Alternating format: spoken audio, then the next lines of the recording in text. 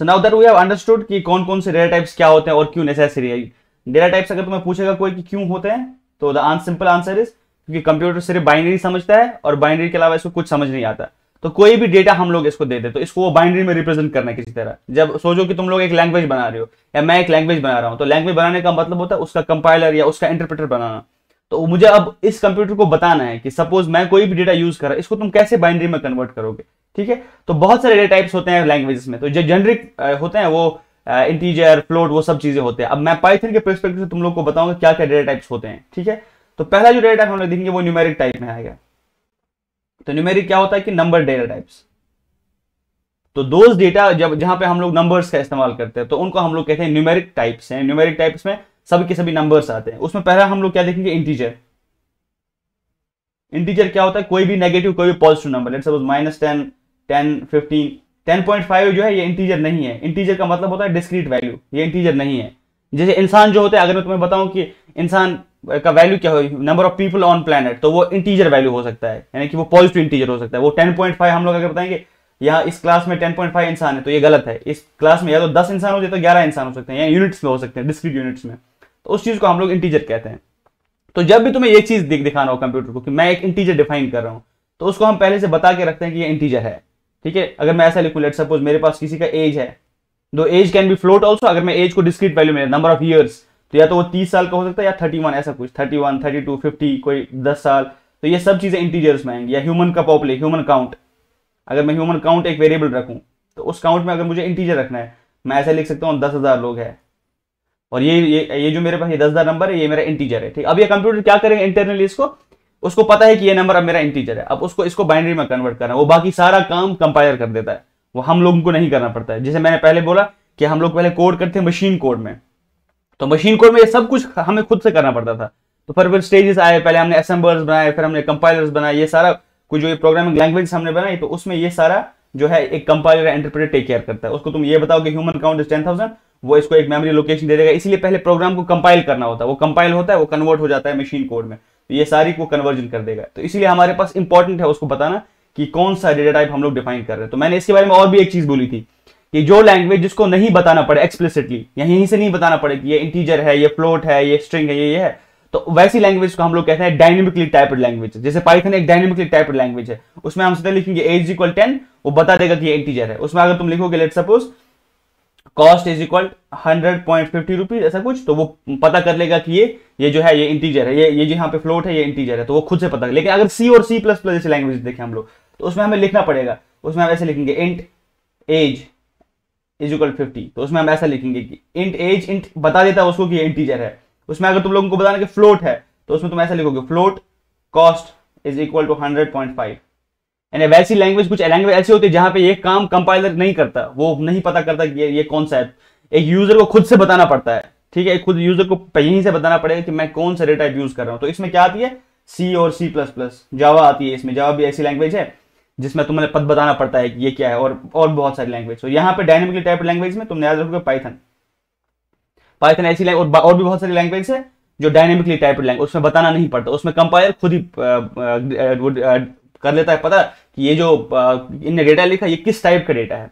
पर इसमें प्रॉब्लम भी होती है फिर, क्योंकि इसमें फिर वैलिडेशन करना पड़ता है। कभी तुम चाहते हो कि ये डेटा जो है ये इंटीजर हो, लेकिन तुमने ऐसे एज्यूम कर लिया चलो ये कंपाइलर खुद से मान लेता है इंटीजर है, और कभी कभी बहुत सारे प्रॉब्लम्स होते हैं इसमें। तो पाइथन का ये प्रॉब्लम पाइथन का और उन सारी लैंग्वेज का है जहां पे जो ये डायनेमिकली टाइप्ड लैंग्वेजेस है जिनको हम लोग नहीं बताते कि डेटा क्या है, उनका प्रॉब्लम यह है कि उनमें डेटा वैलिडेशन का प्रॉब्लम होता है। जब डेटा को वैलिडेट करना, वैलिडेशन का ये मतलब तुमने इंटीजर बोला, लेट्स सपोज आप में से बहुत लोग हैं जो कोड लिखेंगे, उसमें तुम बताओगे कि एज कहीं से आप इनपुट ले रहे हो। ठीक है, अब अगर तुमने इस पर रिस्ट्रिक्शंस नहीं लगाए, इस पर चेक्स नहीं लगाए कि ये इसको तो हमेशा इंटीजर होना चाहिए, तो कभी कभी ये स्ट्रिंग भी डेटा ले लेगा फिर, क्योंकि ये डायनेमिकली टाइप्ड लैंग्वेज इसमें बताया नहीं। लेकिन यह प्रॉब्लम इन लैंग्वेज में नहीं आती, C++, जावा में ये प्रॉब्लम नहीं आती, क्योंकि हम लोग वहां पे एक्सप्लिसिटली बता देते हैं लैंग्वेज को, उसमें पहले ही डिफाइन कर देते हैं कि या तो ये इंटीजर है या तो ये फ्लोट है। तो हमने पहला टाइप क्या देखा डेटा टाइप्स में न्यूमेरिक डेटा टाइप्स, तो उसमें हमने पहला देखा इंटीजर, और सेकंड जो हमारे पास है वो है फ्लोट। फ्लोट भी तुम लोग को आप समझ आ ही गया होगा, जहां पे फ्लोटिंग पॉइंट नंबर्स है, क्योंकि 10.5 और लेट्स सपोज 100.80, तो ये सारी जो चीजें हैं ना 10.5, 100.80, ये सब नंबर्स में अगर तुम देखोगे यहाँ पे एक पॉइंट डेसिमल पॉइंट है।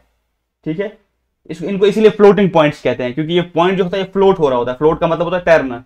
तो ये पॉइंट जो होता है ये इधर उधर आप लोग लगा सकते हो। तो इसमें अगर आपका नंबर ऐसा होगा 80.90, तो ये देखो ये फ्लोट यहाँ पे, अगर तुम लिख सकते हो 8.90, दीज आर डिफरेंट नंबर्स। तो यहाँ पे ये जो पॉइंट है ये फ्लोट हो सकता है। अब कंप्यूटर को ये डिफरेंट रिप्रेजेंट करना है।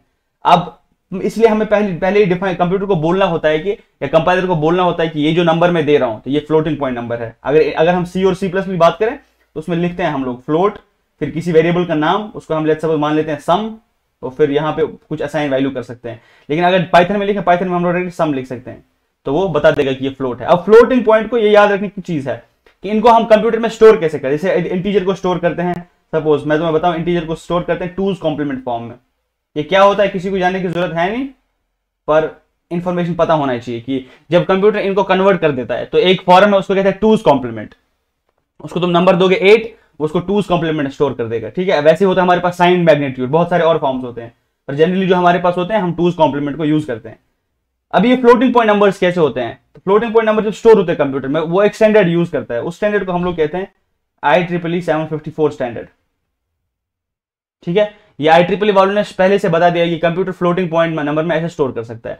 अब मैं आपको यहाँ पे एक प्रॉब्लम बताऊंगा। देखो फ्लोटिंग पॉइंट नंबर जो है वो कितना भी बड़ा हो सकता है। अगर मैं लिखूं सपोज 10.01, मैं ऐसा भी लिख सकता हूं 10.001, मैं ऐसा भी लिख सकता हूं 10.0001। अब देखो मुझे फिर इसका मतलब मुझे है कि अगर मुझे एक नंबर को प्रिसाइसली स्टोर करना है कंप्यूटर में, तो मुझे इन्फिनाइट मेमोरी चाहिए। ये बहुत इंपॉर्टेंट पॉइंट है। ठीक है, इन्फिनाइट मेमोरी क्यों चाहिए मुझे, क्योंकि ये जो फ्लोटिंग पॉइंट नंबर्स होते हैं ये तो कितना भी बड़ा हो सकता है। मैं इसको ऐसा भी लिख सकता हूं, I can have number 10.95, I can have number 10.952, 10.95463, और भी डिजिट्स बढ़ा सकता हूं मैं। लेकिन कंप्यूटर के पास तो लिमिटेड मेमोरी है। अब फिर क्या कर सकते हैं हम लोग जो फ्लोटिंग पॉइंट नंबर्स है ना, इनको हम लोग एग्जैक्टली स्टोर नहीं कर सकते। ठीक है, कंप्यूटर हमेशा एक एरर दे देगा तुम्हें।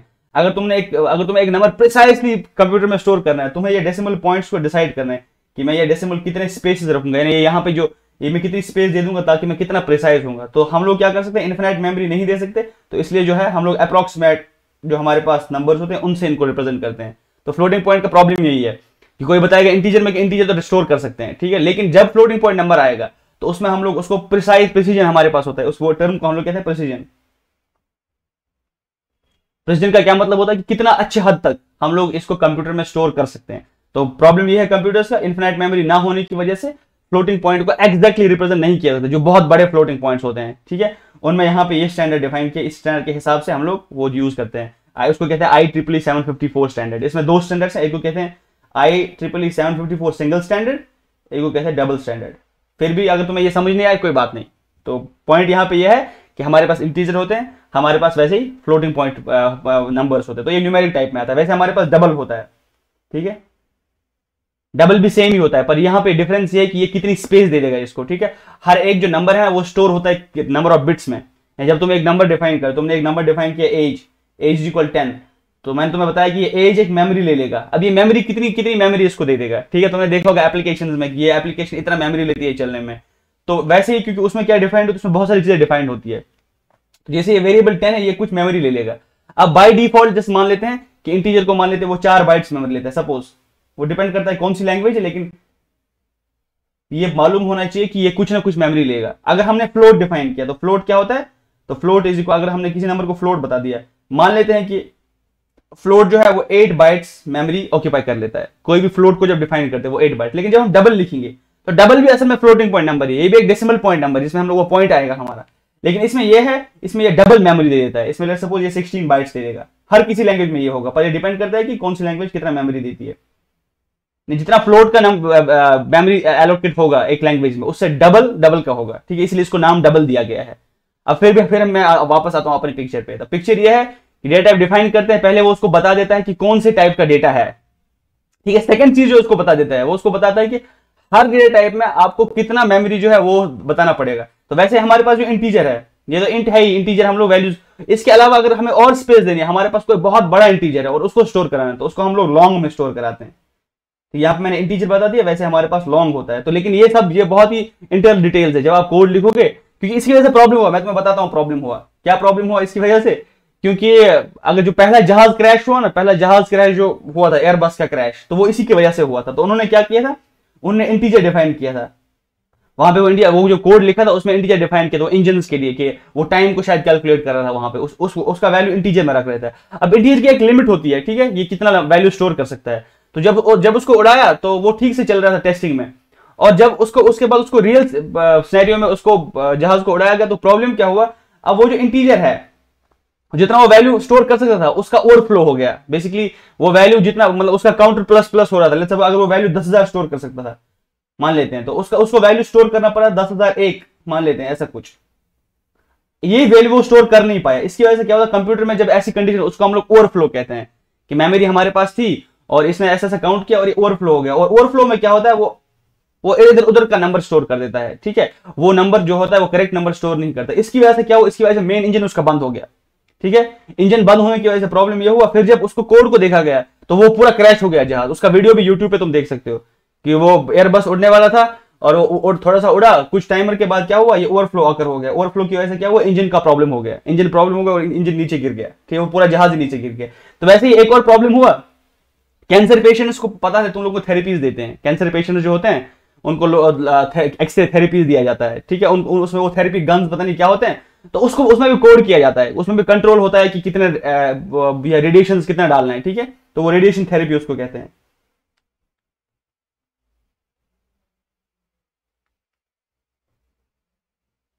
थेरेपी, ठीक है। रेडिएशन थेरेपी में क्या होता है, एक थेरेपी गन होता है जिसमें एक पेशेंट को लिया जाता है और उसके जहां पे उसको कैंसर है, गॉड फॉरबिड सपोज किसी के टांग में कैंसर है, तो फिर उसको रेडिएशन गन लेके वहां पे वो रेडिएशन वहां पे डाली जाती है ताकि उसका कैंसर सेल्स जो है वो मर जाए। पर उसको भी कंट्रोल वे में डालना होता है क्योंकि रेडिएशन बहुत हार्मफुल हो सकती है बाकी बॉडी पार्ट्स के लिए। अब उसको भी, उसके लिए भी कोड लिखना पड़ता है, ठीक है। अब कुछ लोगों ने क्या किया, उन्होंने कोड लिखा, वो जो गन है वो ओवरशूट करने लग गया, ठीक है, उसमें भी ऐसी प्रॉब्लम आ गई, ओवरशूट करने लग गया। उसके बाद उसने पेशेंट्स को क्योर करने की जगह पेशेंट्स को मार दिया। ये सारे जो है ना, ये सारे ब्लंडर्स हुए हैं कंप्यूटर प्रोग्रामिंग की वजह से, क्योंकि लोगों ने उसको प्रोग्राम किया, उसको थॉरोली चेक नहीं किया और उसकी वजह से ऐसे प्रॉब्लम्स हो गए। अगर तुम में से कल कोई कंप्यूटर साइंटिस्ट, कंप्यूटर प्रोग्रामर बनेगा तो ये सारे चेक्स करना बहुत जरूरी होता है, क्योंकि तुम्हारी जो लाइफ है वो डिपेंडेंट होती है, मतलब बाकी लोगों की लाइफ तुम्हारे कोड पे डिपेंडेंट होती है। कोई जहाज में चल रहा होता है तो हम लोग एज्यूम कर रहे होते हैं कि इस जहाज को जिसने प्रोग्राम किया उनको पता था कि कैसे कैसे करना है, and they have put checks on this.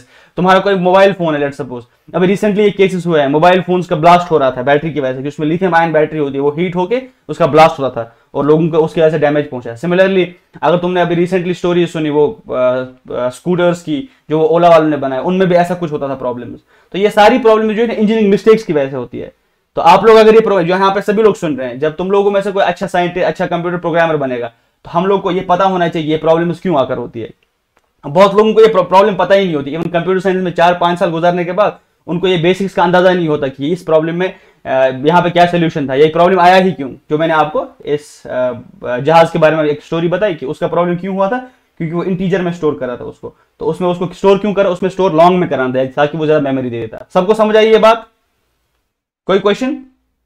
तो फिर से हम वापस आते हैं अपने टॉपिक पे। तो हमने अभी देखा कि इंटीजर होते हैं, लॉन्ग होता है, वैसे फ्लोट होता है, डबल होता है। तो फर्क यही है इंटीजर और लॉन्ग में कि इंटीजर जो है उसका कुछ मेमोरी होता है, उसका अगर मेमोरी 4 बाइट्स होगा तो जब मैं लॉन्ग लिखूंगा उसका मेमोरी उससे डबल होगा, यानी उसका 8 बाइट्स होगा, वो 8 बाइट्स उसको स्टोर कराएगा। तो सेकंड पॉइंट जो मैंने बोला वैसे फ्लोटिंग पॉइंट्स में ये है कि वो हम लोग उनको प्रिसाइसली कंप्यूटर में स्टोर नहीं करा सकते। क्यों नहीं करा सकते? क्योंकि कंप्यूटर की मेमोरी लिमिटेड है, उसमें कुछ ना कुछ प्रिसीजन एरर आएगा। मैंने बोला कि उसको हम लोग कहते हैं प्रिसीजन। तो प्रिसीजन एरर भी आ सकता है कि आपने एक नंबर स्टोर करा है पाई, लेट्स सपोज पाई का वैल्यू आपको लोगों को पता है 3.14 एंड सो ऑन, बहुत सारे वैल्यूज यहाँ पे है। तब इसको प्रिसाइसली हम लोग कंप्यूटर में शायद ही मान लेते हैं सम 1000 डिजिट्स यहाँ पे इसके बाद से जब 1000 नंबर आएंगे वहां तक स्टोर करा सकते हैं। इसके अलावा क्या होता है, प्रिसीजन लूज होता है, उसको हम लोग कहते हैं प्रिसीजन एरर। कोई बताएगा कि प्रिसीजन एरर क्यों होता है? तो सिंपल सा आंसर ये है कि कंप्यूटर की मेमोरी फाइनाइट होती है और फ्लोटिंग पॉइंट नंबर जो होते हैं ये इन्फिनाइटली लॉन्ग हो सकते हैं, एक नंबर उसका इन्फिनाइटली लॉन्ग हो सकता है, ठीक है। तो ये मैं प्रिसाइसली इसमें स्टोर नहीं करा सकता। तो इन डेटा टाइप्स को हम लोग पहले इंटीजर हमने देखा, फिर से मैं दिखाता हूं। हम लोगों ने न्यूमेरिक में देखा, न्यूमेरिक टाइप्स, उसमें हमने देखा पहले इंटीजर, उसमें हमने देखा इंटीजर का एक बाई जो उसका बड़ा बाई है जो 10 स्टोर करता है उसको हम लोग लॉन्ग कहते हैं, ठीक है, इंटीजर लॉन्ग। उसमें हमने फिर दूसरे टाइप्स के नंबर देखे। फ्लोटिंग पॉइंट में पहले हमने फ्लोट देखा, फिर फ्लोट का बाई डबल देखा। ये जो स्टोर करता है ये यहाँ पे मेमोरी का डिफरेंस है, ये दोनों मेमोरी डिफरेंस यहाँ पे क्रिएट करते हैं। बाकी अगर कोई पूछे कि ये कैसे स्टोर होते हैं तो टूज कॉम्प्लीमेंट एक फॉर्म होता है, टूज कॉम्प्लीमेंट, जिसमें हम लोग इसको स्टोर करते हैं। ये डबल और फ्लोट स्टोर कैसे होते हैं, एक स्टैंडर्ड बनाया है IEEE 754 स्टैंडर्ड, इसमें ये लोग स्टोर होते हैं। ठीक है, हो गया ये हमारे पास जो न्यूमेरिक टाइप। जब हमारे पास कोई भी नंबर हो तो हम उसको इन 4 वेज में स्टोर कर सकते हैं। और भी है बहुत सारे, लैंग्वेज पर डिपेंड करता है। ठीक है, इवन बाइट एक डेटा टाइप होता है। ठीक है, इंटीजर से पहले बाइट आता है, फिर इंट, फिर ऐसे लॉन्ग, बहुत सारे टाइप्स है। ये लैंग्वेज डिपेंडेंट है। मैं तुम लोग को ऊपर ऊपर से बता रहा हूँ जो पाइथन में है सपोज, या और किसी लैंग्वेज में भी ये चीजें दिखेंगी तुम्हें। अब सेकंड टाइप जो है वो टेक्स्ट डेटा टाइप है। टेक्स्ट में क्या होता है, कैरेक्टर होता है पहला, टेक्स्ट डेटा टाइप।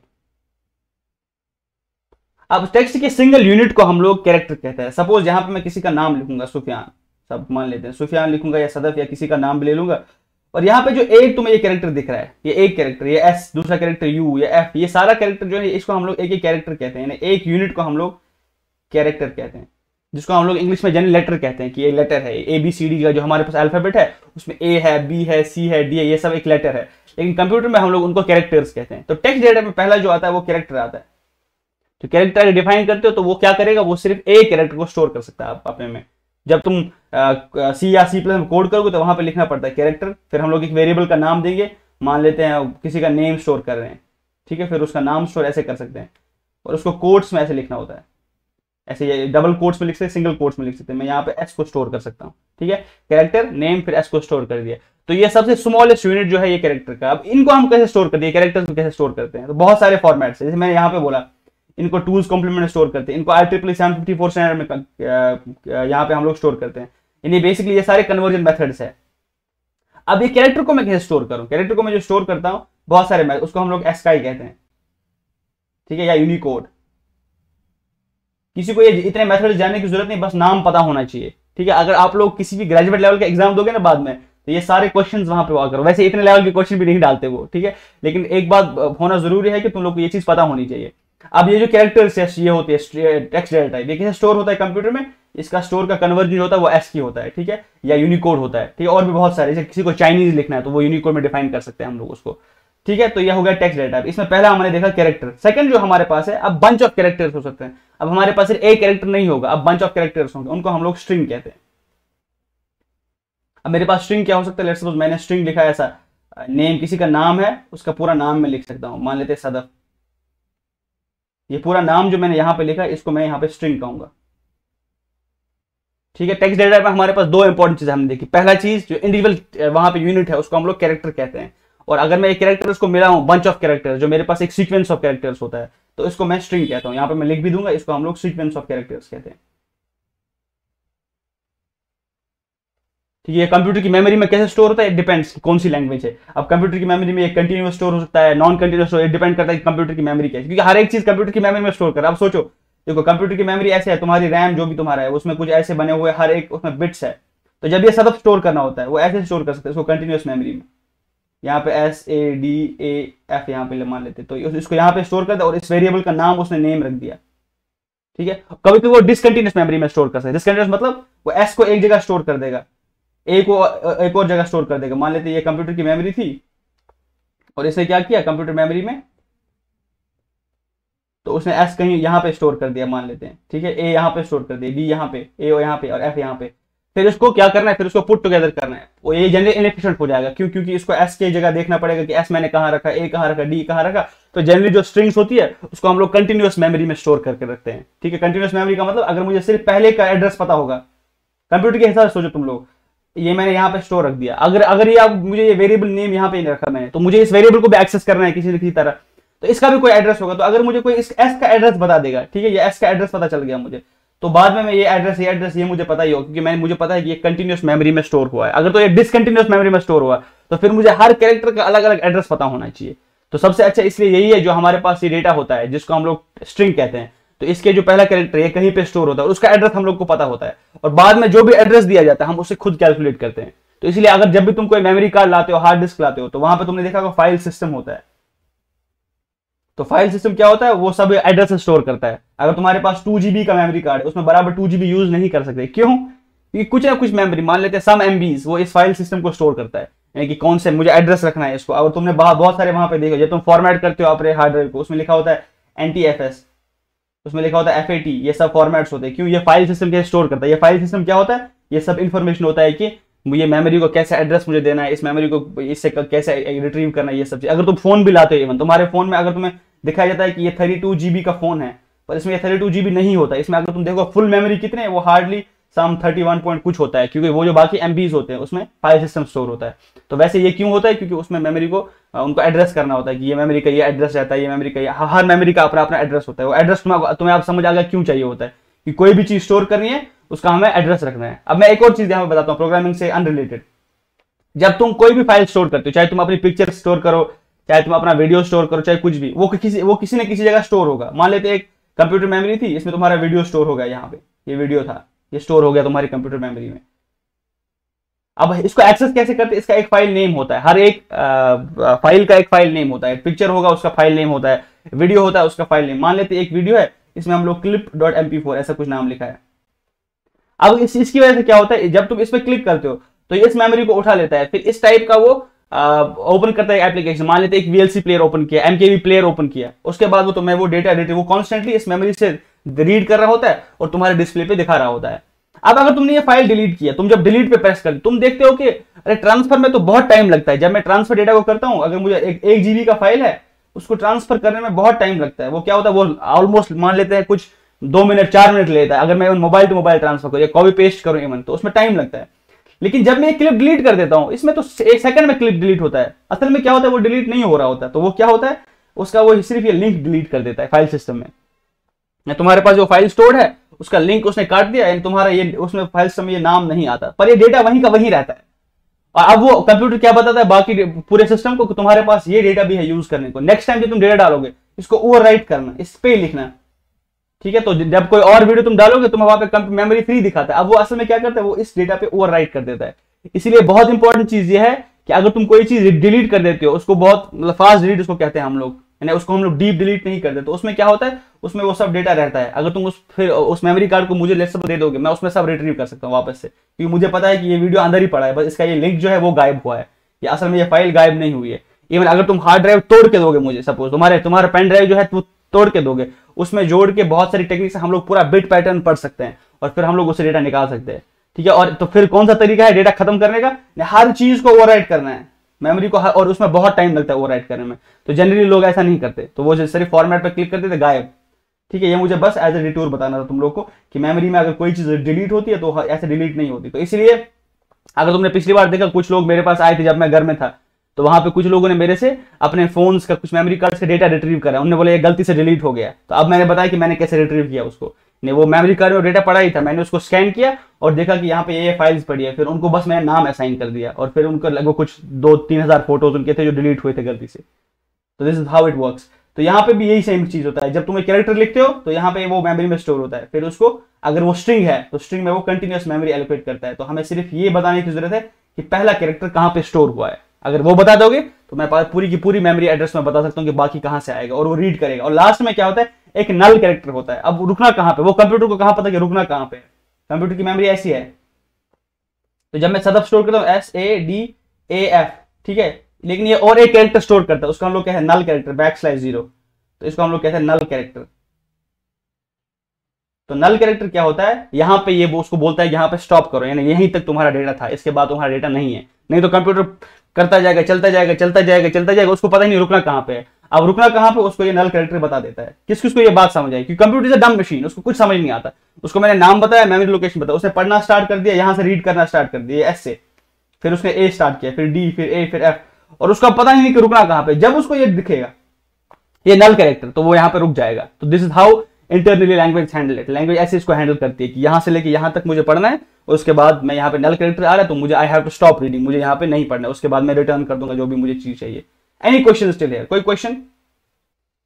तो हमने अभी देख लिया हमारे पास जो होता है टेक्स्ट डेटा होता है, पहले न्यूमेरिक देखा फिर टेक्स्ट डेटा होता है। वैसे हमारे पास सीक्वेंसेस होते हैं, ठीक है, इनको हम लोग वैसे प्रिमिटिव डेटा टाइप्स कहते हैं। अभी हमारे पास वैसे ही पाइथन में सीक्वेंसेस होते हैं, ठीक है। सीक्वेंस में क्या क्या आता है हमारे पास, एक लिस्ट हो सकता है, एक एरे हो सकता है, एक टपल हो सकता है, एक लिस्ट। हमारे पास ऐसा होता है लिस्ट। ये लिस्ट क्या होता है, बहुत डिटेल में मैं इनको कवर करूंगा नहीं, क्योंकि बहुत डिटेल में कवर करने के एक एक डेटा टाइप्स को हमारा एक एक 2-2 दिन लग सकते हैं कवर करने में। तो मैं बस तुम्हें नाम बता रहा हूं, फिर जब हम लोग रियल कोड करेंगे उसमें हम लोग इन सब चीजों को यूज करेंगे। मान लेते हैं लिस्ट में क्या होता है, अब मेरे पास नंबर ऑफ स्ट्रिंग्स है, मुझे बहुत लोगों के नाम स्टोर करने हैं। अब मैं ऐसा नहीं करूंगा name1, मैं लेट्स सपोज student1 और उसका नाम मैं अथर दे देता हूं, ठीक है। और उसके बाद मेरा student2, उसका नाम मान लेते हैं मैं सुफियान देता हूं सपोज। और ऐसे ऐसे करके ना मल्टीपल चीजें मैं कर सकता हूं। लेकिन अगर ये लिखने में बहुत मुश्किल हो जाता है तो फिर लैंग्वेज बनाने वाले ने क्या बोला, उन्होंने बोला कि हम लोग सीक्वेंस डेटा टाइप बनाते हैं, यानी जिसमें हम लोग एक लिस्ट ऑफ चीजें रख सकते हैं। अब पहला लिस्ट हम लोग, उसका नाम ही पाइथन में लिस्ट है, या हमारे पास एरे हो सकता है, ठीक है। उस एरे को भी हम लोग एज ए लिस्ट देख सकते हैं, वो डिपेंड करता है कौन सी लैंग्वेज है। तो अगर मैं एक लिस्ट है फ्रूट्स का, मान लेते हैं फ्रूट्स का एक लिस्ट में बना सकता हूँ, ऐसे मैं उसमें एप्पल लिख सकता हूँ, ठीक है। तो वैसे ही लेट सपोज मैं यहाँ पे ऑरेंज लिख सकता हूँ, वैसे यहाँ पे सपोज मैं मैंगो लिख सकता हूँ। तो अब मैंने अलग अलग डिफाइन नहीं किया, मैंने सिर्फ एक एरे टाइप डिफाइन किया, मैंने उसको फ्रूट्स नाम रख दिया और यहाँ पे इस टाइप का डिफाइन किया। इसको हम लोग पाइथन में लिस्ट कहते हैं, ठीक है। लिस्ट क्या होता है, लिस्ट एक ही टाइप का डेटा जो या मल्टीपल या डिफरेंट टाइप्स का होता है, डिपेंड करता है लैंग्वेज पे। पाइथन में लिस्ट है, वैसे ही सी में एरे है और सी प्लस प्लस में इन सब में एरेज है, ठीक है। सी और सी प्लस में हमारे पास एरेज का एक कॉन्सेप्ट होता है, उसमें हमारे पास डेटा टाइप सेम होना चाहिए, लेकिन उसका हम लोग एक कंटिन्यूअस हम लोग एरे बना सकते हैं। तो फ्रूट्स में हमारे पास, अगर आपने यहाँ पे देखा पाइथन में हमने एक लिस्ट बना दिया जिसमें हम लोग ने ये फ्रूट्स रखा। सिमिलरली हमारे पास क्या हो सकता है, हमारे पास उसको हम लोग टपल कहते हैं। टपल में हम लोग उसको ऐसे रिप्रेजेंट कर सकते हैं, ठीक है। उसको हम लोग ब्रैकेट्स दो में, इसमें हमने 3 और 4 ये ऐसे टपल होता है। तो वैसे हमारे पास डिक्शनरीज होती है, ये पता होना जरूरी है, लेकिन इनको मैंने जैसे बताया कि इनको बहुत डिटेल में भी पढ़ सकते हैं, पर हर एक चीज को कवर करने में एक 2 दिन लग सकता है। लेकिन मैं सिर्फ तुम्हें नाम बता रहा हूं ताकि तुम्हें बाद में ये समझ आए। अब ये जो हमारे पास डिक्शनरी होती है, ये भी हमारे पास, इनको हम लोग मैपिंग टाइप वैसे कहते हैं। अब इसमें क्या हो सकता है, इसमें एक हमारे पास की होता है, एक वैल्यू होता है, इसमें की वैल्यू पेयर्स होते हैं। तो डिक्शनरी कहाँ काम आती है, जैसे हमें किसी का एक पर्सन का डेटा स्टोर करना है। अब पर्सन का मेरे पास डेटा जब स्टोर करना है, मैं इसको ऐसे स्टोर करूंगा, उसका नाम और उसका नाम क्या है, सपोज उसका नाम यहाँ पे मैं लिखूंगा सानिया, ठीक है। सानिया का क्लास मान लेते हैं, यहाँ पे मैं उसको लिखूंगा यूजी अंडर ग्रेजुएशन में है। तो यहाँ पे तुमने देखा वैल्यू पेयर्स होते हैं, इसको हम लोग कहते हैं की, ये हमारे पास वैल्यू। यानी अगर मैं आप पर्सन को बताऊंगा नाम क्या है, वो सानिया बता देगा, इसलिए इसको डिक्शनरी कहते हैं, क्योंकि डिक्शनरी में भी क्या की वैल्यू पेयर्स होते हैं। डिक्शनरी में तुम डिक्शनरी उठाओगे, उसमें एक वर्ड लिखा होता है, उसका मीनिंग लिखा होता है। तो वैसे यहाँ पे अगर तुम देखोगे, एक नाम उसका वैल्यू, एक यहाँ पे की उसका वैल्यू, सिमिलरली ये सब चीजें होती है। और एक हमारे पास हमने देखा टपल देखा, हमने लिस्ट देखा, ठीक है, डिक्शनरी देखा, और हमारे पास सेट होता है। सेट भी एक कलेक्शन, तो उसमें रिपीटेशन अलाउड नहीं होता, सेट हमारे पास होता है, ठीक है। सेट को भी हम कैसे लिखते हैं, उसको भी हम ऐसे लिखते हैं सेट को, पर उसमें ये कोलन नहीं डालते। ये सिंटेक्स बार बार याद रखना, इसको देखना है तुम्हें बाद में कोड करते हुए। मैं ऐसा लिख सकता हूँ 1 2 3 4 5, ये मेरे पास सेट है। अगर मैं लिखूँ ना सेट में 1 2 3 4 4 5, तो वो ऑटोमेटिक ये डिलीट कर देगा, ये रिपीटेशन वो डिलीट करता है, वो रिपीटेशन नहीं ले लेता, उसको हम लोग सेट कहते हैं। वैसे बहुत इंपॉर्टेंट टाइप जो हमारे पास है वो है बूलियन, जो हमने एक्सेल में भी देखा। अब बूलियन में क्या होता है, या तो ये ट्रू होता है या तो ये फॉल्स होता है, कोई स्टेटमेंट ट्रू होगा फॉल्स होगा। ये सब हमने जो देखे, ये हमने डिफरेंट टाइप्स के डेटा देखे। सबको समझ आ गई ये चीजें, फिर से मैं रिपीट करता हूं। हमारे पास इंटीजर था, उसमें हमने देखा कि हमारे पास इंटीजर होता है, लॉन्ग होता है, डिपेंड करता है कि कितना मेमोरी स्टोर करता है। फिर हमने देखा डबल होता है, डबल में फ्लोट होता है और डबल होता है, सेम ये फ्लोटिंग पॉइंट नंबर स्टोर करते हैं, लेकिन इसमें डिपेंडेंसी यही है कि मेमोरी कौन कितना देता है। फिर हमने देखा कि हमारे पास टेक्स्ट टाइप का डेटा होता है। टेक्स्ट टाइप में क्या होता है, इनमें हमारे पास कैरेक्टर हो सकता है, स्ट्रिंग हो सकता है, ठीक है। उसके बाद हमने देखा सीक्वेंस टाइप डेटा होता है हमारे पास। सीक्वेंस टाइप में ये देखा हमने कि बहुत सारा ये लैंग्वेज डिपेंडेंट, जैसे पाइथन में हमारे पास लिस्ट है, टपल है, डिक्शनरीज है, सेट्स है, ठीक है, ये सब चीजें होती है, और बुलियन है। तो ये ऑल इन ऑल तुम्हारे पास। अभी एक लास्ट टाइप जो पाइथन में, उसको हम लोग कहते हैं नन टाइप। नन टाइप ये होता है कि अगर कुछ भी तुम्हें किसी चीज में स्टोर नन स्टोर कराना होता है, या लेटर ऑन हम उसको कोई वैल्यू दे देते हैं, तो उसको हम लोग नन टाइप कहते हैं। तो ऑल इन ऑल ये सारे डेटा टाइप से जो पाइथन में होते हैं। तो हम एक चार्ट सा बना सकते हैं जिसको याद रखने के लिए, फिर तुम्हें बहुत आसानी होगी, ठीक है। हमारे पास इंटीजर होता है, ठीक है। इंटीजर में एक और भी होता है, कॉम्प्लेक्स नंबर्स भी होते हैं, वो भी होते हैं, मैं जो यहाँ पे बताऊंगा वो तुम याद रखोगे। इंटीजर होता है, इंटीजर के टाइप्स होते हैं हमारे पास, इंट होता है, लॉन्ग होता है, वैसे फ्लोट होता है, डबल होता है, ठीक है। वैसे टेक्स्ट में हमारे पास कैरेक्टर होता है, हमारे पास स्ट्रिंग होता है। वैसे पाइथन में स्ट्रिंग, कैरेक्टर और स्ट्रिंग में कोई फर्क नहीं है, लेकिन तुम लोगों को ये पता होना चाहिए, ठीक है। यहां तक ना, यहां तक ये जो चीजें मैंने बताई, यहां तक इनको हम लोग कहते हैं primitive data types. Primitive data types generally ये भी लैंग्वेज डिपेंडेंट होता है। क्यों इनको कहते हैं प्रिमिटिव, क्योंकि किसी लैंग्वेज में सिर्फ यही डिफाइन होता है, बाकी तुम्हें खुद से बनाना पड़ता है। जैसे पाइथन में लिस्ट है, लेकिन यही लिस्ट तुम्हें नहीं मिलेगा C++ में। पाइथन में स्ट्रिंग है, लेकिन तुम्हारे पास यही स्ट्रिंग नहीं मिलेगा C++, वहां पे खुद से बनाना पड़ेगा स्ट्रिंग तुम्हें। वहां पे स्ट्रिंग डेटा टाइप अवेलेबल नहीं है बाय डिफॉल्ट, लेकिन यहाँ पे पाइथन में बहुत सारी चीजें बाय डिफॉल्ट अवेलेबल है। मैंने यहाँ पे बताया स्ट्रिंग, जैसे स्ट्रिंग C++ में नहीं है, वो खुद से बनाना पड़ता है। और बाकी जो हमने चीजें पढ़ी, जैसे हमने लिस्ट पढ़ा, ठीक है, वैसे हमने टपल पढ़ा, ठीक है, टपल देखा हमने डिक्शनरीज देखा, हमने डिक्शनरी, ऐसे हमने डिक्शनरी के बाद हमने क्या देखा था, लेट मी सी, डिक्शनरी के बाद हमने सेट देखा था, हमारे पास बूलियन है सेट, ठीक है। तो हमारे पास वैसे यहाँ पे मैं यहीं पे लिखता हूँ, यहाँ पे इसके बाद बूलियन और नन टाइप, ठीक है। ये जो आप लोगों ने यहाँ पे ये सारी चीजें देखी, इनको हम लोग primitive, non primitive data types कहते हैं कि ये प्रिमिटिव है नहीं। तो इन सब चीजों को हम लोग इवन डेटा स्ट्रक्चर्स कहते हैं। तो डेटा स्ट्रक्चर्स, ये जो चीजें आपने देखी, ये लिस्ट, ये टपल, ये डिक्शनरी, ये सेट, इनको हम लोग डेटा स्ट्रक्चर्स कहते हैं। इसमें हमारे पास क्या था, स्टैक्स, क्यूज, या पूरा एक अलग सब्जेक्ट है, इसलिए मैंने बताया एक एक चीज को हम लोग पढ़ने जाएंगे तो एक एक 2-2 दिन लग सकता है। लेकिन ये पता होना चाहिए कि डेटा भी हमारे पास ये चीजें मौजूद है कि हम लोग डेटा को स्टोर कैसे करते हैं। पर प्रिमिटिव का होना बहुत जरूरी है, प्रिमिटिव चीजों का पता होना। किसी का कोई क्वेश्चन इतने पे?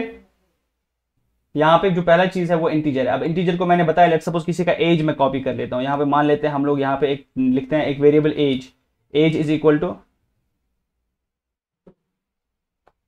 एज, मान लेते हैं यहाँ पे मैंने लिखा एक वेरिएबल और उसको मैं यहाँ पे लिखूंगा एज 100, ठीक है। अगर मैं यहाँ पे इसको प्रिंट करूं, प्रिंट और टाइप ऑफ दिस, इसका क्या टाइप है, टाइप ऑफ एज, तो ये क्या बताएगा, ये मुझे बताएगा ये क्लास इंटीजर में बिलोंग करता है, रन।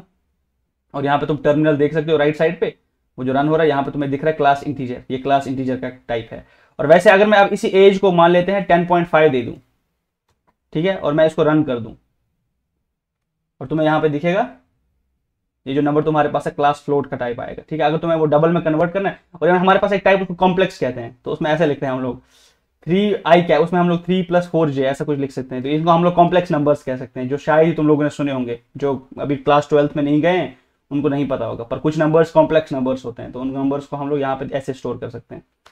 तो हमने देखा इंट देखा, हमने वैसे ही इनका फ्लोटिंग पॉइंट देखा, और फिर डबल भी हम लोग इसको कन्वर्ट कर सकते हैं। अब सेकंड चीज जो होता है, हम स्ट्रिंग देखेंगे। मान लेते हैं हमने किसी का नाम स्टोर किया, यहाँ पे मान लेते हैं ये पे नेम, और नाम में मैंने लिखा सदफ, ठीक है, तो ये मैंने नाम स्टोर कर दिया। अब जब मैं इसका स्टोर करता हूं तो मैं यहाँ पे इसका टाइप चेक कर सकता हूँ, रन, और ये तुम्हें टाइप बता देगा। ये क्लास देखो, क्लास str, क्लास str का मतलब होता है ये स्ट्रिंग का डेटा टाइप है, ठीक है। और वैसे ही मैं क्या कर सकता हूँ, मैं बहुत सारी बड़ी स्ट्रिंग को सिंगल कोट्स में, डबल कोट्स में मैंने लिखा, मैं इसी को सिंगल कोट्स में भी लिख सकता हूँ। सिंटैक्स ये भी अलाउ करता है कि सिंगल कोट्स में लिखो चाहे डबल कोट्स में लिखो। जनरली हमें कोई पूरा सेंटेंस लिखना पड़ता है। लेट सपोज यहाँ पे हेलो वर्ल्ड, अगर मुझे, मैं साथ साथ प्रिंट भी करूंगा इन चीजों को, प्रिंट और नाम को प्रिंट भी करूंगा, ठीक है। यहाँ पे अगर मैं अब इसके बाद हेलो वर्ल्ड लिखूंगा, हेलो, ये सब, ये पूरा भी स्ट्रिंग है, ये कंटिन्यूअस डेटा में स्टोर होगा। अब मुझे पता है, मैंने आप लोगों को बताया कि लास्ट में बैकस्लैश जो यूजर को नहीं दिखता, और इसको कब पता है कि कब खत्म करना है इसको पढ़ना, कि यहाँ से मुझे नहीं पढ़ना है, तो वो यहाँ पे उसको पता है कि लास्ट में इसको एक नल कैरेक्टर होता है, वो वहाँ पे पढ़ लेता है। उसके बाद हमने सीक्वेंस देखा, सीक्वेंस में हमने पहला फ्रूट्स देखा। मान लेते हैं हम लोग यहाँ पे एक डेटा टाइप बनाते हैं फ्रूट्स का, ठीक है, फ्रूट्स का हमने लिखा, और उसके बाद हम लोग क्या करते हैं, एक लिस्ट ऑफ फ्रूट्स बनाते हैं, जैसे एप्पल, बनाना, चेरी, वो सब हो गया। तो उसको लिखने का तरीका कैसा है, उसको हम लोग ऐसे स्क्वायर ब्रेसेस में लिखते हैं। ये स्क्वायर ब्रेसेस मैंने डाल दिया, आप लोगों को दिख रहा है यहाँ पे, मैं फिर एप्पल लिखा, फिर बनाना लिखा, फिर चेरी लिखा, फिर ये फ्रूट्स को मैं प्रिंट करता हूँ। सपोज इसको मैंने प्रिंट किया, ठीक है, इसके टाइप को प्रिंट कर दिया। अगर मैं रन कर दूं यहाँ पे, तो तुम्हें दिखेगा पहले कि फ्रूट्स प्रिंट होंगे, उसके बाद उसका टाइप, यहाँ पे तुम देख रहे एप्पल हो गया प्रिंट, बनाना प्रिंट हो गया, और यहाँ पे ये स्क्रीन बड़ा है तो यहाँ से चेक करना पड़ेगा, एप्पल, बनाना, चेरी, ये पूरा ये हो गया। और उसमें फिर तुम्हारा क्लास लिस्ट यहाँ पे दिख रहा है। और अगर तुम्हें पहला फ्रूट चाहिए उसमें, तो हम उसको इंडेक्स करते हैं ऐसे, फ्रूट ऑफ 0, यानी कि 0th फ्रूट मतलब है कि इसका ये एप्पल बस मुझे दे दो, बनाना नहीं, पूरा लिस्ट मुझे नहीं चाहिए, मुझे उसका 0th एलिमेंट चाहिए। यहाँ पे इंडेक्सिंग 0 से स्टार्ट होती है। तो इंडेक्सिंग हम लोग पूरा डिटेल में पढ़ेंगे कि इंडेक्स कैसे करते हैं। देखो अब ये प्रिंट सिर्फ एप्पल को करेगा कि मैंने यहाँ पे इंडेक्स को दे दिया। अगर मैं इसको लेट सपोज लिखूं इंडेक्स 3 मान लेते हैं, अगर मैंने इसको 3 लिखा, कौन मुझे बताएगा क्या प्रिंट होगा? अगर मैंने इंडेक्स 3 लिखा, क्या प्रिंट होना चाहिए? यहाँ पे चेरी प्रिंट कैसे होगा? क्योंकि ये तो 0 से स्टार्ट, 0, 1 और 2, ये तो इंडेक्स ही नहीं, ये एरर दिखाना चाहिए ये कोड, क्योंकि यहाँ पे 3 स्टोर है, लेकिन मैंने जैसे बताया कि Apple is eight 0th location, तो ये फर्स्ट लोकेशन पे है, ये सेकंड लोकेशन पे। कंप्यूटर साइंस में हम लोग 0 से काउंटिंग स्टार्ट करते हैं, 1 से नहीं। तो आज से तुम्हें वो कंप्यूटर साइंस का मीम समझ आएगा कि कंप्यूटर साइंस जब कहीं पे जाएगा, वो किसी को बोलेगा कि मुझे 2 चीजें दो, लेकिन हाथ से 3 दिखाएगा, क्यों? क्योंकि हमारा जो काउंटिंग होता है वो स्टार्ट 0 से होता है। अगर मान लेते हैं इसको रन कर भी देते हैं, ठीक है, रन कर दिया मैंने, यहाँ पे तुम देख सकते हो एरर आ गया है, तो बोलता है कि list index out of range आ गया यहाँ पे, तुम देखो, क्योंकि 3 है ही नहीं। यहाँ हम बाद में ये सब चीज देखेंगे, लेकिन ये मुझे बताना है कि हम लोग यहाँ पे इंडेक्सिंग जो है वो स्टार्ट 0 से करते हैं। अगर मैं यहाँ पे अब लिखूं, लेट्स सपोज यहाँ पे अगर मैं एक और फ्रूट डालूं ऑरेंज, अब क्या आना चाहिए? कौन मुझे बताएगा अब क्या आउटपुट आएगा? Any guesses? ऑरेंज। क्यों? क्योंकि ये 0 लोकेशन, ये फर्स्ट लोकेशन, ये सेकंड और ये थर्ड लोकेशन। थर्ड पे मुझे यहाँ पे ये ऑरेंज दिखाएगा, कि यहाँ पे तुम्हें दिखाएगा ऑरेंज और क्लास लिस्ट है। तो ये हमारे पास सीक्वेंस डाटा है। वैसे ही मैं टपल में स्टोर कर सकता हूँ कोऑर्डिनेट्स, जो मैंने अभी बताया था, कोऑर्डिनेट्स को मैं ऐसे स्टोर कर सकता हूँ। लेट्स सपोज मेरे पास कोऑर्डिनेट्स है, कोऑर्डिनेट जनरली नंबर 2 होते हैं, 1,2 एक नंबर ऑफ कोऑर्डिनेट्स है किसी एक्स वाई प्लेन में, और यहाँ पे मैं कोऑर्डिनेट्स को स्टोर करके यहाँ पे पहले प्रिंट कराता हूँ, फिर उनका टाइप प्रिंट कराता हूँ, और मैं यहाँ पे रन कर देता हूँ। तुम यहाँ पे देख सकते हो ये कोऑर्डिनेट्स का नाम आया 1,2 और उसके बाद यहाँ पे टपल नाम लिखा हुआ है, ठीक है। और इनके अपने अपनी प्रॉपर्टीज होती है, मैं इसमें बहुत डिटेल में नहीं जा रहा हूँ। आप बता सकते हो कि सेट टपल ये सब में क्या फर्क है, मैं आपको बता दूं म्यूटेबल इम्यूटेबिलिटी हो जाता है, लेकिन वो बहुत डिटेल डिस्कशन हो जाएगा। तो उससे अच्छा आपको सिर्फ पता होना चाहिए कि क्या क्या है। बाद में आप जितना अच्छे से प्रोग्राम करते जाओगे उतना आपको लोग ये सीखते जाओ। और एक भी है, उसको हम लोग शुरू में रेंज कहते हैं, हम ऐसे भी डिफाइन कर सकते हैं। रेंज भी एक टाइप है। सपोज हमने नंबर्स लिखा और मैं यहाँ पे रेंज लिख दे रहा हूँ, रेंज। ये रेंज क्या करता है, ये पूरा, अगर मैं यहाँ पे रेंज 1 to 10 लिख दूं, देखो 1,10 मुझे बस ये लिखना है, तो ये पूरा का पूरा 1 से लेकर 10 तक सब प्रिंट कर देगा, सब मुझे बता देगा कि ये नंबर्स है। मैंने यहाँ पे रेंज लिखा और यहाँ पे मैं जैसे इसको रन करूंगा तो तुम्हारे पास एक रेंज वैल्यू आएगा, वो 1 to 10 दिखाएगा तुम्हारे पास। और यहाँ पे देखो रेंज 1 to 10 और क्लास जो है रेंज, इसको भी मैं रेंज को भी मैं एक एक करके प्रिंट करा सकता हूँ फिर, ठीक है ना। वो एक एक करके हम लोग इसको, ये रेंज का मतलब ये 1 से लेकर 10 तक सभी नंबर देगा, लास्ट नंबर को छोड़ के। वो ये भी हमारे पास सीक्वेंस डेटा टाइप है। फिर हमने देखा कि हमारे पास सेट है, एक सेट मान लेते हैं, मैं एक सेट बनाता हूँ यूनिक नंबर्स का। यहाँ पे नंबर्स लिखा, मैं अब यूनिक नंबर्स लिखता हूँ, और इसमें अगर मैं सेट में लिखूँ जो मैंने पहले लिखा था 1,2, 3, 4, 5 लिख देता हूँ, ठीक है। उसके बाद यहाँ पे ये यूनिक नंबर्स को प्रिंट करता हूँ, या इसका नाम ही सेट है, क्योंकि मैं सेट रख नहीं सकता क्योंकि वो शायद कीवर्ड है इसमें। नाउ इफ यू सी, यहाँ पे यूनिक नंबर्स प्रिंट होंगे 1, 2, 3, 4, 5 और क्लास यहाँ पे तुम्हें दिखेगा सेट है। और अगर मैंने गलती से यहाँ पे और एक नंबर डाल दिया, गलती से या जानबूझ के नंबर डाल दिया जो रिपीटेशन हो रहा है, तो सेट की प्रॉपर्टी होती है वो रिपीटेशन को हटा देता है। तो अगर मैं रन करूं तो यहाँ पे तुम्हें रिपीटेशन नहीं दिखेगा, जो आउटपुट में है वो रिपीटेशन हटा देगा। तुमने देखा यहाँ पे ये रिपीटेशन यहाँ पे नहीं आया, यहाँ पे 1, 2, 3, 4, 5। अगर मैं रिपीटेशन इवन यहाँ पे डाल दूं 5, ठीक है। अब नंबर्स का ये है यूनिक नंबर्स यहाँ पे मिल जाए, क्योंकि मैं इसको set as a set define कर रहा हूँ। देखो ब्रेसेस पे डिपेंड करता है। अगर मैं यहाँ पे एज ए लिस्ट डिफाइन करूँ, लिस्ट क्या डिफाइन करते हैं, ये स्क्वायर ब्रेसेस डाल के, देखो फिर ये सब नंबर्स आएंगे। देखो यहाँ पे ये लिस्ट आ गया, सिर्फ इतना सा फर्क है, तुम इसको ऐसे डिफाइन करते हो। इसलिए कंप्यूटर साइंस हार्ड लगता है, क्योंकि बहुत डिटेल पता होना चाहिए। जरा सा डिटेल इधर उधर हो गया तो ये प्रोग्राम नहीं चलता है। यहाँ पे देखो ये सेट में और लिस्ट में क्या फर्क है, सिर्फ मैं ये ब्रेसेस का फर्क डाल रहा हूँ। और सेट में तुम देख पा रहे हो ये जो है ये रिपीटेशंस हटा दे रहा है। और फिर देखते हैं बुलियन टाइप्स। बुलियन में क्या हो सकता है, कोई लेट्स सपोज मान लेते हैं कोई चीज वैलिड है कि नहीं, या तो वैलिड हो सकती है या तो नहीं हो सकती। यहाँ पे मैं इज वैलिड लिखूंगा और फिर यहाँ पे वैल्यू दूंगा ट्रू और फॉल्स। यहाँ पे मान लेते हैं ट्रू लिख रहा हूँ मैं, ठीक है, ट्रू लिखा मैंने, और इसके बाद इज वैलिड जो है इसको मैंने यहाँ पे पेस्ट कर दिया और यहाँ पे भी टाइप पेस्ट कर दिया। अगर मैं रन करूँ तो एक तो इसका वैल्यू आ ही जाएगा, फिर ये बता भी देगा कि किस टाइप का डेटा है मेरे पास। देखो यहाँ पे इसने बता दिया क्लास बूल, बूल का मतलब ये बुलियन टाइप है। अगर मैं यहाँ पे फॉल्स लिखूं, ठीक है, तुम यहाँ पे देख भी रहे हो ये कलर कोडिंग यहाँ पे हो रहा है। जब मैं ये FAL तक लिख रहा था ये ब्लैक आ रहा था, इसमें मैंने ई लिखा, तो ठीक है, तो यहाँ पे ये कलर स्कीम में इसने दिखाया कि दिस इज ए टाइप, ये कुछ डिफाइंड कीवर्ड है, तो ये कीवर्ड को पकड़ लेता है इसलिए क्योंकि IDE है। अगर ये नॉर्मल टेक्स्ट एडिटर होता तब ये नहीं पकड़ता। तो फिर यहाँ पे देखो तुम ये बुलियन दिखाया। इसके बाद हमने एक और टाइप पढ़ा, नन टाइप। मान लेते हैं हम एक एम्प्टी वेरिएबल डिफाइन करते हैं, हमने एक एम्प्टी वेरिएबल रखा यहाँ पे, ठीक है, उसका नाम मैं यहाँ पे नन रख देता हूँ, और ठीक है, और यहाँ पे ये एम्प्टी वेरिएबल जो है इसको मैं प्रिंट करके और इसका क्लास टाइप पता करता हूँ, रन। तुम देखोगे यहाँ पे नन प्रिंट होगा और उसके साथ साथ इसका क्लास टाइप भी प्रिंट हुआ, नन टाइप, और ये नन है, ठीक है। अब तुम्हें पता होगा कि यूजर इनपुट लेना चाहिए। सपोज अगर हम यूजर का इनपुट लेंगे, जो मैंने पिछली बार भी किया था, प्लीज एंटर योर नेम हम लोग लिखेंगे। सपोज मैं एक काम करता हूँ, मैं ऐसा लिखता हूँ, ठीक है। अब यहाँ पे लिखा मैंने user input please enter your name. अगर मैं इसको रन करता हूँ तो ऐसी कॉल्स को हम लोग ब्लॉकिंग कॉल्स कहते हैं। ब्लॉकिंग कॉल मतलब ये तब तक रन होगा नहीं आगे जब तक तुम इसका वैल्यू दोगे नहीं। कुछ तो प्रॉब्लम आया, रीडिंग ऑफ एरर। एक काम करते हैं, इसमें कुछ गड़बड़ हो सकता है, इसीलिए बहुत ध्यान से इसको लिखना पड़ता है। यूजर इनपुट हम लोग खुद से लिखेंगे, input please enter your name, कौन मुझे बताएगा कि ये जो प्लीज एंटर योर नेम लिख रहा हूं ये कौन सा डेटा टाइप है, यहां से लेके यहां तक, यहां से लेके यहां तक कौन सा डेटा टाइप है ये? बहुत अभी हमने देखा ये। कैन समबडी से कि कौन सा डेटा टाइप है? Can somebody unmute?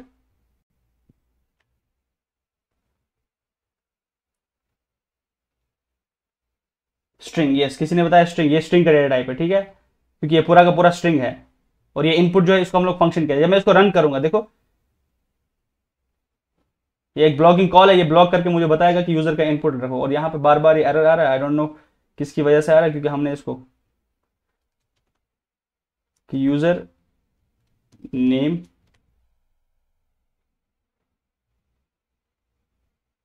वैसे तो एरर नहीं आना चाहिए। आई डोंट नो कि एरर क्यों आ रहा है। Liner 1 module 1 end of file read, ये एरर यानी पिछली बार हमने किया था, पर इसके कंपाइलर का इशू हो सकता है। आई डोंट नो ये क्या है, पर ये एरर दे रहा है यहाँ पे। जनरली इसको देना चाहिए यूजर नेम और उसके बाद वो इनपुट और वो नाम एंटर करा था, और मैं जब नाम एंटर करा था वो इसको आउटपुट करा सकता था, प्लीज एंटर योर नेम। तो यहाँ पे कुछ ये दिखा रहा है पाई लाइन 1 पे कुछ एरर है, which I don't think is an error. शायद ये ऑनलाइन इंटरप्रेट की वजह से एक एरर आ रहा है, पर आई don't think it's an error. अगर मैं इसी चीज को किसी और में रन करूँ इसको चलना है, क्योंकि पिछली बार हमने ये सब चीजें रन की थी। एक बार प्रिंट करके देखता हूँ मैं, प्रिंट एक और बार चेक करता हूँ कि ये कंपाइल, क्योंकि इसलिए मुझे I don't trust these interpreters, इनमें कुछ कनेक्शन इश्यूज हो सकते हैं कुछ, और ये प्रिंट कर रहा है इनपुट इज अ फंक्शन। अगर मैं सिर्फ इनपुट एक फंक्शन लिखूँ और इसको हेलो करके लिखूँ तो ऐसे ऐसे कोड को डिबग कर दे। पिछली बार में हमने बताया था डिबगिंग कैसे करते हैं। देखो ये यहाँ पे कुछ ना कुछ एरर बता रहा है और इसको इनपुट लेने में कुछ प्रॉब्लम हो रहा है, ठीक है, may be some issue is there, और रन, और ये इनपुट को सीधा प्रिंट भी कर दे रहा है पर सेकंड लाइन में। फिर उसके बाद एरर, चलो इसके बाद मैं प्रिंट कर रहा हूँ, प्रिंट प्रिंट हाई। ये जनरली इसको एरर नहीं देना चाहिए। तो मैं यहाँ पे trace back code loaded dot source to code, यहाँ पे कुछ प्रॉब्लम है इसके बाइट कोड में। अगर हम लेकिन यही कोड अगर लेट्स सपोज चलाएंगे ना, या यहाँ पे अगर हम यही कोड चलाएंगे किसी और इंटरप्रेटर में, I can prove that to you, और ये सही से चलेगा। फिर से एक बार ट्राई करते हैं, ठीक है। अभी इनपुट इनपुट तो पिछली बार हमने देखा लेना, और वो इनपुट बाय डिफॉल्ट क्या लेते हैं, वो तुम्हें स्ट्रिंग टाइप दे देता है उसको, उसमें जब तुम इनपुट लोगे इसमें वो स्ट्रिंग टाइप दे देगा, ठीक है। अगर मैं तुम्हें यही चीज मैं वीएस कोड पे दिखा सकता हूँ, बट नेक्स्ट टाइम हम लोग यही वीएस कोड में करेंगे। और उसके बाद हम लोग इवन इसको टाइप कास्ट कर सकते हैं। जब इनपुट को लेते हैं और अगर किसी का एज लेना है लेट सपोज, तो तुम्हें पता है ये बाय डिफॉल्ट तुम्हें क्या देगा, ये बाय डिफॉल्ट स्ट्रिंग दे देता है, उसको हम लोग इंट लिखते हैं, ऐसा इंट, उस चीज को हम लोग टाइप कास्टिंग कहते हैं, ठीक है। यहाँ पे तुम लिख सकते हो एंटर योर एज, और उस चीज को हम लोग टाइप कास्ट करके, फिर से मुझे एक्सपेक्ट एरर आएगा क्योंकि ये इनपुट का कुछ इशू है, इसको होपफुली ये एरर बार बार दे देगा, ठीक है। पर ये जो सिंटैक्स है ये बिल्कुल सही है, कभी कभी मशीन में इशू होता है। Let me do one thing, मैं तुम्हें एक चीज दिखाऊंगा सो दैट लेटर ऑन जब तुम करोगे इसको तुम प्रॉब्लम फेस नहीं करोगे। Give me a second. Now if you see the same code, मैंने उसको कॉपी पेस्ट किया तो यहाँ पे ये चल गया, वहां पे ये एरर बता रहा था। दैट मीन्स उनके जो इंटरप्रेटर में वो कुछ प्रॉब्लम है, जब उनका कुछ सर्वर रिस्पॉन्ड प्रॉपर्ली नहीं कर रहा है। तो now if I run this, तो यहाँ तुम्हें यहाँ पे दिखेगा एंटर योर एज। अगर मैं ये इंट हटा दूं, मान लेते हैं पिछली बार में मैंने उसको हटाया था, और यहाँ पे मैं सपोज फिर ये टाइप चेक करूं, type of print type of age, तो ये इनपुट क्या करता है, ये मुझे रिटर्न कर देगा स्ट्रिंग। तो जब मैं यहाँ पे नाम लिखूंगा, मान लेते हैं मैंने नाम लिखा सपोज उर्फी, जब मैंने एंटर किया तो you can see class string यहाँ पे आ गया। पर ये कभी कभी मुझे नंबर चाहिए होता है, तो मुझे उसको टाइप कास्ट करना पड़ता है। टाइप कास्ट कैसे करते हैं, तो यहाँ पे मैं इंट लिख के इसको टाइप कास्ट करूंगा ऐसे, इसको पूरा ब्रैकेट में भरूंगा, 2 ब्रैकेट्स में, तो ये मुझे इंटीजर दे देगा। अगर मैं इसको रन करूंगा, अब यहाँ पे एंटर योर एज, अब मैं 15 लिखता हूँ नंबर, और यहाँ पे तुम्हारा एज आएगा 15। अगर मैं पहले यही 15 लिखता सपोज, ठीक है, एंटर योर एज की जगह मैं 15 लिखता, अभी इसको स्ट्रिंग मान लेता, तब उसको वो इंटीजर नहीं मानता। अगर मैंने ये चीज़ नहीं किया, अगर मैं इस चीज़ को हटाऊं और फिर से यही नंबर 15 दे दूं रन, तो फिर तुम्हें दिखाई ये टाइप ऑफ एज जो है वो स्ट्रिंग दिखाएगा। एंटर, यहाँ पे तुम्हें दिख रहा है स्ट्रिंग दिखा रहा है। आई होप ये चीज सब लोगों को क्लियर हो रही है। अगर मेरे पास एक काम है, अगर मेरे पास अब सी है, लेट्स सपोज पाइथन इंटरप्रेटर था मेरे पास, वैसे सी कंपाइलर होगा। सी का कंपाइलर ऑनलाइन कुछ देखते हैं हम लोग, और सी में देखते हैं कैसे ये कोड लिखते हैं। मैंने बोला सी जो है वो डायनेमिकली टाइप्ड लैंग्वेज नहीं है, उसमें हम लोग को डिफाइन करना पड़ता है, उसमें ये पूरा लिखना पड़ता है। देखो उसमें ये सब पहले चीज hash include Stadio dot H, ये सब लिखना जरूरी है, नहीं तो ये चलेगा नहीं। और उसमें प्रिंट की जगह प्रिंट एफ लिखना पड़ता है। अगर यहाँ पे तुम लोग को ये दिख रहा है तो यहाँ पे ये प्रिंट एफ में लिख रहा हूँ, ठीक है। लेट्स सपोज अगर मैं इसको अब रन करता हूँ, तुम देखोगे यहाँ पे मैं क्या कर रहा हूँ, मैं यहाँ पे लिखता हूँ हेलो स्टूडेंट्स। देखो कोड तो सिमिलर है, यहाँ पे मैं इसको अब ये देख रहा हूँ हेलो स्टूडेंट्स, ये भी एक स्ट्रिंग है इसका। और यहाँ पे अगर मैं रन करूँ इसको, लेकिन तुमने यहाँ पे देखा कुछ इंट मेन लिखना पड़ता है, रिटर्न 0 हैश इंक्लूड समथिंग, बहुत कुछ लिखना पड़ता है सी में। और यहाँ पे अगर मैं आपको एक चीज डिफाइन करूँ, मुझे ऐसा लिखना है इंटीजर एज, ठीक है, मुझे पहले एक वेरिएबल डिफाइन करना और यहाँ पे सेमीकोलन बहुत इंपॉर्टेंट है, यहाँ पे सेमीकोलन डालना पड़ता है। और फिर मैं यहाँ पे मुझे इंटीजर का ये लिखना है एज मुझे प्रिंट करना है। लेट्स सपोज इफ अगर मैं डायरेक्ट ऐसे प्रिंट करूँ, तुम देख सकते हो ये चलेगा नहीं डायरेक्ट। देखो ये एरर आगे बोला ये एज क्या है, फिर मुझे इसको बताना पड़ेगा कि एज जो है ये इंटीजर है, तो फिर मुझे लिखना पड़ेगा %d कॉमा एज। तो जब मैं यहाँ पे रन करूंगा तब इसको चलना चाहिए। तो यहाँ पे तुम अब देख रहे हो कि एज बाय डिफॉल्ट कुछ वैल्यू ले रहा है, क्योंकि मैंने इसको वैल्यू तो कोई दिया नहीं। अब जब मैं इसको वैल्यू दूंगा =10 तब जाके ये मानेगा। देखो यहाँ पे 10 वर्ड, ये पूरा जो कोड ना ये सी वाला कोड है, ठीक है। लेकिन इसमें क्या हमने लिखा हैश इंक्लूड stadio.h, फिर इंट, फिर एक मेन फंक्शन डिफाइन किया, फिर उसके अंदर एक वेरिएबल डिफाइन किया। अगर मैं ये इंट हटा देता हूँ, मान लेते हैं जैसे मैंने बोला Python is a dynamic typed language. अब यहाँ पे क्या है, यहाँ पे मुझे बता ये एरर दे, बोलेगा ये एज क्या है, I don't know what this age is, run. यहाँ पे एरर बताया, ये मुझे बता रहा है क्या है ये, व्हाट इज दिस एज, ये इंटीजर है, फ्लोट है, किस चीज का है ये, ठीक है। अगर मैं इसको लिखूँ कि ये फ्लोट है, यहाँ पे मैं इसको लिख सकता हूँ ये फ्लोट है, ये डबल है, ठीक है, ये फ्लोटिंग पॉइंट नंबर है। फिर रन करेगा, फिर ये 10.0 इसको यहाँ पे फिर एरर दे देगा वैसे, क्योंकि जनरली यहाँ पे %d यहाँ पे %f होता है, फ्लोट पॉइंट की जगह ऐसा लिखना होता है। तो सी इज इसलिए डिफिकल्ट क्योंकि हर चीज का ध्यान रखना पड़ता है। यहाँ पे तुम देखो 10.000 आया, क्योंकि यहाँ पे मैंने परसेंटेज कुछ f लिखा, ठीक है, उसके बाद ये एज लिखा। सिमिलरली अगर मैं इसको डबल लिखूंगा यहाँ पे, ठीक है, अब मैं क्लिक करता हूँ तो ये फिर यही दिखाएगा अब, लेकिन ये मेमोरी स्टोरेज ज्यादा देगा इसको। यहाँ पे तुमने देखा ये जो सी या लैंग्वेज जो है ये डायनेमिकली टाइप्ड नहीं है, यहाँ पे हम लोग को एक्स लिखना पड़ता है कि किस डेटा टाइप का डेटा है। अगर मुझे यहाँ पे मुझे कैरेक्टर आएगा ही नहीं, अगर मैं गलती से लिखूँ ना एज ऐसा एज, या इसका मैं नाम लिख दूँ, लेट्स सपोज किसी का नाम लिख दूँ और मैं यहाँ पे लिख दूँ हेलो, ये स्ट्रिंग को सपोर्ट ही नहीं करता, ठीक है। यहाँ पे अगर मैं देखूँ, करते हैं एक ट्राई करते हैं कि क्या सी में अपडेट्स भी आ सकते हैं, %s जनरली लिखते हैं, यहाँ पे ये बताएगा ये क्या है यहाँ पे, और क्योंकि मेरे पास स्ट्रिंग है नहीं, ठीक है। तो अगर मैं इसको कैरेक्टर लिखूँ, लेट्स सपोज एक कैरेक्टर है ये, और यहाँ पे मैं %c प्रिंट करूँ, ये सब बताना पड़ता है लैंग्वेज को, that's why C is a bit difficult to learn. फिर भी एरर दे रहा है, और सी को कोड करना क्योंकि ये थोड़ा सा मुश्किल है पाइथन से। अगर मैं अब तुम्हें असेंबली दिखाऊं और अगर मैं तुम्हें बाइनरी दिखाऊं तो that is way more difficult than this, इसलिए Python is way easier than C++। यहाँ पे तुम देखो सिर्फ प्रिंट कराने के लिए इतना कोड लिखना पड़ता है। अगर मैं तुम्हें अब जावा दिखाऊं, सपोज जावा का ऑनलाइन दिखाता हूँ, यू पीपल विल बी, तुम लोग डर जाओगे। जावा ऑनलाइन कंपाइलर देखते हैं, इसी वेबसाइट पे हम लोग चेक करते हैं जावा का ये कंपाइलर। ये देखो इसमें क्या लिखना पड़ता है, class main public static void main string arguments, और फिर उसके बाद यहाँ पे कुछ प्रिंट किया, प्रिंट यहाँ पे हेलो करते हैं। एक सिंपल हेलो प्रिंट करने में इतना सारा लिखना पड़ता है, और जब मैं रन करता हूँ इसको तब जाके ये चलेगा। और ये क्लास मेन ये सब चीजें क्या होती है, जिसको हम लोग कहते हैं ऑब्जेक्ट ओरिएंटेड प्रोग्रामिंग। लेकिन अभी देखो सिर्फ ये प्रिंट करने में हमारा कितना मेहनत लगा। लेकिन इससे अच्छा ये है कि अगर मैं पाइथन यहाँ पे देखो, यहाँ पे तुम लैंग्वेज सेलेक्ट कर सकते हो। अगर मैं वो पाइथन सेलेक्ट करता मुझे एक ही लाइन लिखना पड़ता है प्रिंट हेलो, लेकिन यहाँ पे देखो जावा में इतना सब प्रिंट करने लिखना पड़ता है और उसके बाद वो सब चीजें होती है, ठीक है। तो Python is way more user friendly than other languages, ठीक है। उसके बाद हमने कुछ और पढ़ा था क्या, इनपुट आउटपुट डेटा टाइप सभी हो गए, और हम लोग अब अच्छे से कोड लिखना स्टार्ट कर देंगे। कोई क्वेश्चन किसी का, एनी क्वेश्चंस?